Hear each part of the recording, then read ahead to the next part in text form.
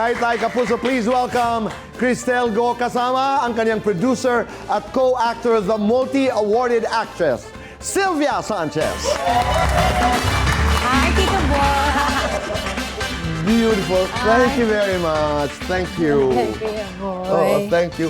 Hi, Biang. Thank you. Thank you. Thank you very much. Please. Dito ka na. Yan. Kumusta? Kumusta? Kumusta ka, Cristel? So, happy. And we are also very happy for you. Yes. Ibiang, ikaw, kumusta? Mabuti, Kuya Boy. Happy. At congratulations. Thank you so much. Thank you so much. Cristel, kwentuhan mo nga ako. Take me to that moment when you learned, when you heard that your name was being announced as Best Actress. Hindi ko din inaasahan talaga. Hindi talaga yung tuhod ko nun. Kaya pag ako bumaksak, Okay. iangat ako ni nanay at ni Direk. Kasi, dasal na kasi ako ng dasal nun, tapos bumaksak ako. Kasi, answer prayer yung natupad ko. I like that. Answered prayer. Ano ba kinamdam mo, Ibiang, nung panahon na yun, that very moment, nung narinig mong, you know, Best Actress si Cristel?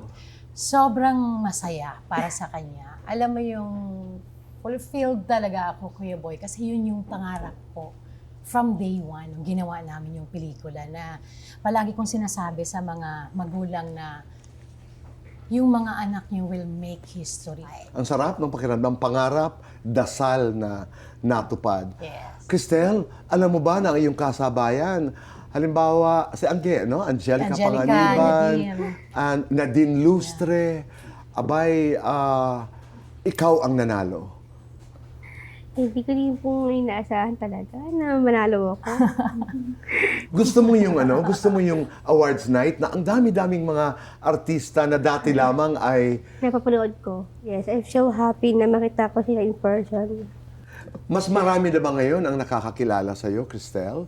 Pag lumalabas ka, halimbawa? Hindi ko din in-expect na makilala ko. So, laking gulat ko na lang. Sabi ko, Parang ba't ako kilala? Oh, dumami ba ang iyong kaibigan? May mga nangungutang ba? Ay, no. Kasi usually, Cristel, binibiro namin yung mga sumisikat na, nako, baka dumami ang iyong mga kamag-anak. So yun naman, hindi naman dumami ang iyong kamag-anak. Marami yung aking kamag-anak dahil todo sinasupport ko talaga. Marami sila nagdadasal sa akin. Totoo yun. At pag marami ang nagdadasal, Yun yung nagiging motivation ko para ako nanalo.